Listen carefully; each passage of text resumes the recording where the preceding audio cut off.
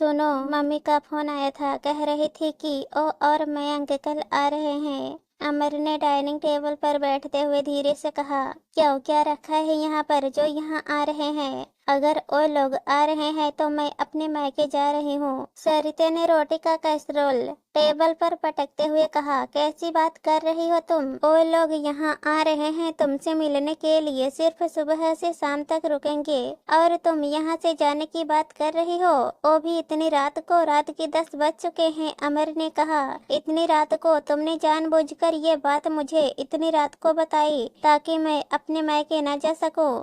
सब समझती हूँ मैं। सरिता, कैसी बातें कर रही हो तुम? पहले खाना खा लो और फिर बात को ठंडे दिमाग से सोचो। अमर समझाते हुए बोला, तुम्हें सोचना है तुम सोचो, मुझे कोई शौक नहीं है तुम्हारे भाई और माँ की सेवा करने का। मुझे तो उन दोनों की शक्ल तक पसंद नहीं है। सरिता गुस्से में बोली। सरिता, सोच समझ कर बोलो। अमर थोड़ा गुस्से में बोला, मुझे नहीं पता, मुझे नहीं रुकना है यहाँ पर और ना ही उन दोनों की शक्ल देखनी है।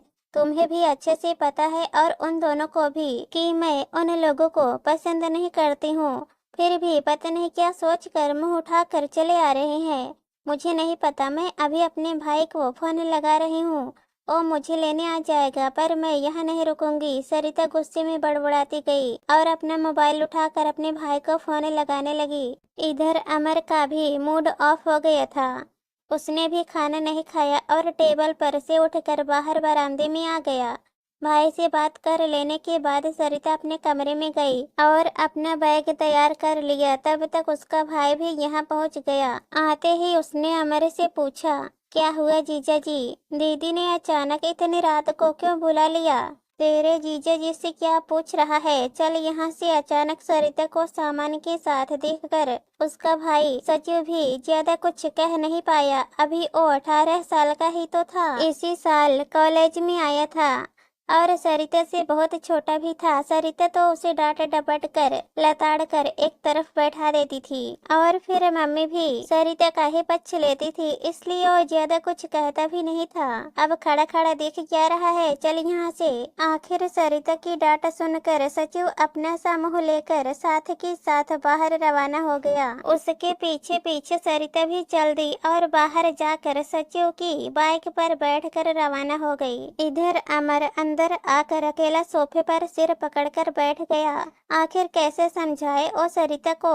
सरिता और अमर की शादी को 8 महीने हो चुके थे, पर सिर्फ 8 महीने की शादी में वो उसे इतना परेशान कर चुकी थी कि अब तो कई बार उसकी आंखों में से आंसू आने लग जाते थे। इतने से दिनों में उसने अमर और उसके परिवार वालों की नाक में दम करके रख दिया था। अमर के घर में उसकी मम्मी मीरा जी और छोटा भाई माधव के अलावा कोई नहीं था। पापा तो कई साल पहले ही खत्म हो गए थे। जैसे तैसे सिलाई करके उन्होंने अपने दोनों बेटों को पाला था। जब अमर की सरकारी नौकरी लगी तो अमर ने उनका सिलाई करना बंद करवा दिया, यह कह कर कि मम्मी अब तो आपके सुख के दिन है, आपने बहुत कर लिया, अब माधव की आगे की पढ़ाई की जिम्मेदारी मेरी है। जब बेटा बड़ा और कमाऊ हो जाए तो सही सी बात है कि उसकी शादी की उम्मीद हर माँ को तो होती ही है। कितने अरमानों से मीरा जी ने अपने बेटे अमर की शादी सरिता से करवाई थी, इस उम्मीद के साथ कि अब जाकर कोई सुख तो मिलेगा। लेकिन सरिता ने तो सिर्फ अमर से शादी की थी, उसके परिवार वालों से तो उसको कोई लेना देना ही नहीं था। वो तो उसकी मम्मी और भाई को बिल्कुल पसंद नहीं करती थी, यहाँ तक कि सरिता की मम्मी भी उसके गलत में उसका साथ देती थी। आखिर सिर्फ सरकारी नौकरी देखकर ही तो उन्होंने उसकी शादी करवाई थी। शादी के कुछ दिनों बाद ही सरिता ने अपने रंग दिखाने शुरू कर दिए थे। हमेशा उसकी मम्मी और भाई से वो लड़ती रहती थी, जरा जरा सी बात पर हंगामा कर देती और फिर इतना जोर जोर से चिल्लाती कि आस पड़ोस में भी लोगों को सुनाई दे जाता। आखिर घर में शांति रहे और बेटे बहू ठीक से रहे, इसके लिए अमर की मम्मी ने उसे ट्रांसफर लेने के लिए कह दिया। आखिर वो लोग साथ नहीं होंगे तो लड़ाई झगड़ा भी नहीं होंगे और फिर दुनिया को भी यही लगेगा कि ट्रांसफर के कारण बेटे बहू दूसरे शहर शिफ्ट हुए हैं। आखिर अमर ने उनकी बात मान ली, लेकिन दूसरे शहर में ट्रांसफर ना हो सका तो उसी शहर में ट्रांसफर ले लिया और सरिता के साथ वहां शिफ्ट हो गया। लेकिन अब सरिता ना तो खुद वहां उनसे मिलने जाती थी और ना ही उन लोगों को अपने घर आने देती थी। इससे पहले भी वो लोग सिर्फ एक बार यहाँ आए थे, ये सोच कर कि कम से कम एक सप्ताह भर तो रुक कर आएंगे, पर सरिता के रवैये को देखकर वो लोग 2 दिन में ही रवाना हो गए और इस बार तो रुकने के हिसाब से आ ही नहीं रहे थे। सुबह से शाम तक सिर्फ बेटे बहू के साथ समय बिताने के लिए आ रहे थे, पर उसमें भी सरिता को समस्या थी। आखिर अपने भाई सचिव को बुलाकर वो रवाना हो ही गई। खैर अमर ने अपनी मम्मी को फोन नहीं किया, बल्कि ओ उस समय खुद ही घर पर ताला लगाकर उनके पास पहुंच गया। उसे अचानक इतनी रात को वहां देखकर उसकी मम्मी को समझती देर नहीं लगी कि क्या बात हुई होगी। एक बार तो उनकी आंखों में भी आंसू छलछला गए, पर वो अपनी आंसू छुपा कर उसे घर में ले आई। जानती थी कि सरिता ने खाना तो खिलाया नहीं होगा, इसलिए खाना बनाकर उसे खाना परोसा। खाना खा लेने के बाद अमर चुपचाप सो गया, उसने कुछ कहा भी नहीं। दूसरे दिन भी उसने पूरा दिन उन लोगों के साथ ही बिताया। शाम को मम्मी ने उसे घर जाने को कहा। बेटा कल से तुझे ऑफिस जाना है, अब तो घर जा रात होने वाली है। सरिता भी घर आ गई होगी। हाँ अब तो आएगी ही सही, उसे पता था कि आप सिर्फ शाम तक रुकने वाले हो। अमर ने कहा क्या कर सकते हैं बेटा, आजकल हर किसी को अपने अपने रिश्ते ही पसंद है, सिर्फ अपने रिश्ते मायने रखते हैं सबके लिए, इससे ज्यादा किसी से उम्मीद मत करो। मम्मी ने सिर पर हाथ फेरते हुए कहा।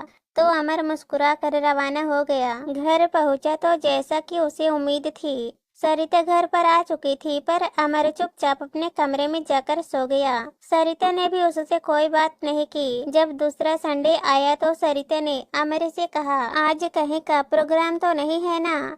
अगर है तो कैंसिल कर दो, आज दीदी जीजा जी आ रहे हैं, साथ में मम्मी पापा और सचिव भी। आज वो लोग हमारे साथ ही टाइम स्पेंड करने वाले हैं। आज उन्हीं के साथ लंच करेंगे, फिर शाम को सबके साथ कहीं घूम आएंगे। उसकी बात सुनकर अमर ने कुछ नहीं कहा, पर सरिता इतना खुश थी कि वो अपने काम में लग गई। आखिर अपने मायके वालों की मेहमान नवाजी में कोई कमी नहीं छोड़ना चाहती थी। खैर थोड़ी देर बाद वो लोग आ गए, पर दरवाजा खुला हुआ ही था। अचानक उनकी आवाज सुनकर वो बाहर आई और सबसे हंसकर गले मिली। अरे दामाद जी कहाँ है, उन्हें भी तो बुलाओ, पापा ने सोफे पर बैठते हुए कहा। बस पापा अभी तो यही थे, शायद अंदर बाथरूम में गए होंगे, आप लोग बैठिए मैं देखती हूँ। सरिता ने अंदर जाकर देखा तो अमर कहीं नहीं था। वो बाहर निकल कर आई तो सब लोगों ने फिर से पूछा क्या हुआ, अमर जी कहाँ है? पता नहीं पापा, अभी तो यहीं बैठे हुए थे, पता नहीं कहाँ चले गए। सरिता हैरान होते हुए बोली। अरे तो इतनी टेंशन क्यों ले रही है, आजकल तो इतनी सुविधा भी तुम्हारे हाथों में है। फोन लगाकर पूछ कि अचानक कहाँ चले गए। उसकी मम्मी ने कहा। अपनी मम्मी की बात मानकर सरिता ने फोन लगाया, लेकिन अमर ने फोन तक नहीं उठाया। 2-3 बार फोन लगाने पर अमर ने फोन उठाया।